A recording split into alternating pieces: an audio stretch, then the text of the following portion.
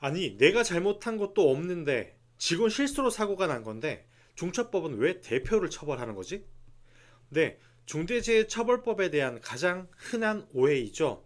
사업장에서 사망사고가 났지만 경영 책임자는 처벌받지 않는 사례가 나왔습니다. 경영 책임자의 고의성이 없거나 사건 예견 가능성이 현저하게 떨어졌다. 즉, 경영 책임자가 어쩔 수 없었던 사고이기에 중처법으로 처벌하지 않는다는 것이죠. 오늘 영상에서는 중처법 유죄를 받은 기업들이 도대체 무엇을 잘못했길래 유죄를 받았는지 판례를 통해서 알아보도록 하겠습니다. 영상을 끝까지 보신다면 중처법 어떻게 대응해야 할지 감이 오시리라 확신합니다. 경기도 남양시 소재 모 마트에서 발생한 노동자 추락사와 관련해 중대재해처벌법과 산업안전보건법 위반 혐의를 경영 책임자에게 적용하기 어렵다고 보고 지난달 사건이 하나 종결이 되었습니다. 노동청이 보낸 사건 처리 결과 통지서에 따르면 법 위반에 대한 경영 책임자의 고의를 확인할 수 없다라고 판단했다고 합니다. 이에 따라서 해당 경영 책임자는 형사 피의자로 입건 또는 기소되지 않고 노동청 단계에서 사건이 끝나게 된 것이죠. 실제 고용노동부에서 발표한 중대재해처벌법 확대 적용 관련 Q&A 자료에서도 중처법상 의무사항의 위반과 사고 사이의 고의성 그리고 예견 가능성, 인과관계 여부 등을 수사시 확인하고 이것이 명확할 때만 처벌한다라고 명시하고 있습니다. 네, 중처법상 안전보건 확보 의무의 구체적인 내용을 준수한다면 처벌받지 않습니다. 중대재해처벌법은 경영 책임자가 안전보건 확보 의무를 위반해 중대재해가 발생한 경우에나 처벌한다라고 규정하고 있습니다. 충분한 노력을 기울였지만 어쩔 수 없이 발생했었던 사고는 고의성, 예견 가능성 그리고 이 미이행과 사고의 인과관계를 확인할 수 없기 때문이죠. 중처법상 처벌을 피하기 위해 지켜야 할 안전보건 확보 의무의 구체적인 내용은 중대재해처벌법 제4조, 제9조, 그리고 동법시행령 제4조, 제5조, 그리고 제8조에서 11조에 그 내용이 명시되어 있습니다. 기본적으로 안전보건에 관한 시스템을 구축하고 이를 주기적으로 점검 확인하며 미비한 상황이 드러난다라고 하면 인력, 예산 등을 투입을 해서 보완이 이루어지도록 하라는 내용입니다. 시스템 구축은 사규, 매뉴얼, 가이드라인, 그리고 보고체계 등의 형태로 포함될 수 있습니다. 중처법 대응과 관련해서 반드시 판례를 한번 살펴볼 필요가 있습니다. 앞서 말씀드렸던 안전보건 확보 의무의 세부사항 중 어떤 것들을 위반해서 유죄를 받았는지 알아보기 위해서입니다. 공부를 할 때도 기출문제 공부, 오답노트와 같이 기존의 사례를 분석하는 것이 가장 효과적인 방법이잖아요. 새로운 법이기에 어떻게 기존 사건들이 판결났는지 살펴보는 것이 매우 효과적인 방법이라 할 수 있습니다. 또한 부분에 포커스해서 수사하고 또 판결하는지를 알아야 하기 때문이죠. 또한 후속 판결들이 이 판례들에 기반하지 않겠습니까? 그래서 중처법의 판결 사례를 면밀히 살펴볼 필요가 있습니다. 그런데 이 판결문이라는 게 참 어렵더라고요. 용어도 어렵고 잘 이해가 안 돼요. 그래서 이를 좀 쉽게 풀어보려고 합니다. 도대체 무엇을 잘못했길래 중처법 유죄를 받았을까요? 사실 유죄받은 기업들 대부분은 중처법 적용 이전부터 존재했었던 산업안전보건법조차 지키지 못한 것이라고 볼 수 있습니다. 중대재해처벌법은 이 산안법을 포함한 안전보건 관련 관계법령을 잘 지켜라, 안 지키면 대표도 처벌할 것이다 라고 이야기하는 법이라고 말씀드렸었잖아요. 네, 유죄받은 기업들은 산안법상 안전조치 의무만 지켰어도 책임을 면할 수 있었을지도 모르겠습니다. 중처법상 항목으로 이야기를 한번 해볼게요. 기소되거나 유죄 판결을 받은 중대재해 사건 대부분은 중대재해처벌법 시행령 제4조에 있는 3호 그리고 제5호를 지키지 않은 경우들이 많습니다. 네, 유해 위험 요인 확인 및 개선 절차를 준수하지 않았고 안전보건 관리 책임자 등에 대한 평가 기준을 마련하지 않았기 때문이죠.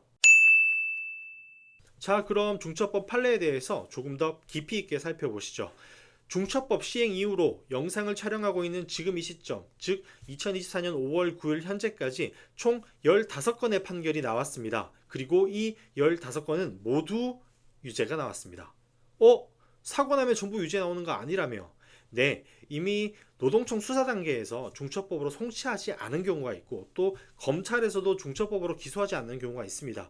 이런 경우들이 모두 중처법상 무죄에 포함이 되는 것이라고 할 수 있겠죠. 단 재판에 넘어간 건들 중에서 현재까지 나온 판결은 모두 유죄가 나왔다라는 뜻입니다. 그리고 이 15건의 유죄 판결 중에서 실형은 2건, 나머지 13건은 모두 집행유예가 나왔습니다. 이 사건들에서 위반한, 즉 유죄를 받게 된 배경이 되는 위반 항목들을 한번 살펴보도록 할게요. 15건의 사고에서 가장 많이 위반하는 항목은 시행령 4조 3호 유해 위험 요인을 확인하여 개선하는 업무 절차 마련과 동조 5호 안전보건 총괄 책임자 등의 충실한 업무 수행에 관한 조치로 각각 15건 중 13건이 이 항목들을 위반했습니다. 그리고 5호의 경우 실형이 나온 2건 모두 이것을 위반한 것으로 확인됩니다. 그 다음으로 6건이 위반한 제8호 중대산업재해 발생 대비 매뉴얼 마련 및 점검, 그리고 5건이 위반했던 제9호 제3자 도급 관련 기준과 절차 마련 및 점검, 4건이 위반한 1호 안전보건에 관한 목표 및 경영방침 설정 등이 그 뒤를 이었습니다. 안전보건관리체계의 가장 기본적인 절차 중 하나라고 할 수 있는 안전관리자 및 보건관리자 등 전문 인력을 배치를 하는 이 항목에 대해서는 위반한 사례가 하나도 없는 것으로 확인되었습니다. 이외에 9호 사건과 15호 사건의 경우에는 중처법 시행령 4조 외에 있는 항목들을 위반한 것으로 판단을 받았습니다. 자, 그럼 유죄받은 기업들이 가장 많이 위반한 항목에 대한 대응 방안을 한번 알아봅시다. 시행령 4조 3호의 경우에는 안전보건관리 업무에서 가장 핵심이라고 할 수 있는, 그리고 중소사업장에서 특히 집중해야 할 위험성 평가와 관련된 항목인데요. 법과 경영방침 그리고 구축한 체계에 따라서 최초, 정기, 수시 등의 위험성 평가를 포함해서 유해 위험 요인을 확인해서 개선하는 업무 절차를 마련을 하고 반드시 수행해야 합니다. 즉, 사업장 내에 어떤 것이 위험하고 그리고 얼마나 위험한지를 반드시 확인해야 하는 것이죠. 이것은 기업의 업종 및 규모에 따라서 자체적으로 또는 위탁기관을 통해서도 수행할 수가 있습니다. 그리고 이 위험성 평가의 결과를 통해 확인된 유해 위험 요인을 개선하기 위한 노력을 반드시 기울여야 합니다. 즉, 위험함을 인지하고 나면 반드시 이것에 대한 위험도를 낮추기 위한 노력을 해야 한다는 것이죠. 실제 중처법 8호 사건의 경우 동일한 사고가 2개 기업에서 발생을 했었어요. 근데 이러한 노력을 기울인 회사는 중처법 불기소, 그렇지 않았던 회사는 유죄가 나왔죠. 시행령 4조 5호의 경우 안전보건관리 책임자 등이 안전보건관리 업무 수행을 위해서 필요한 권한 그리고 예산을 부여해 주어야 합니다.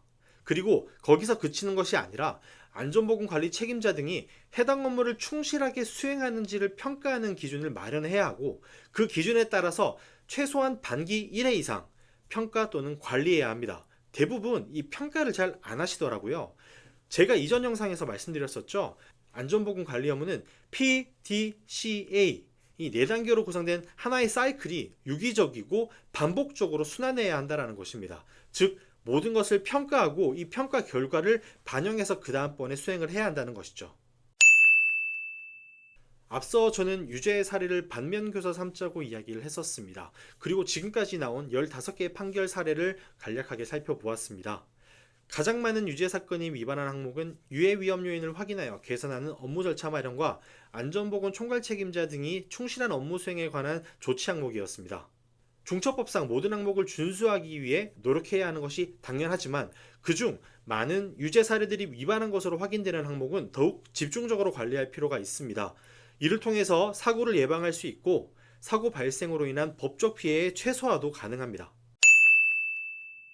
채널을 통해서 앞으로 나오는 추가적인 판례도 계속해서 알려드릴 예정입니다. 이러한 사례들을 살펴보고 참고해서 안전보건 확보의 의무를 다하시길 바랍니다.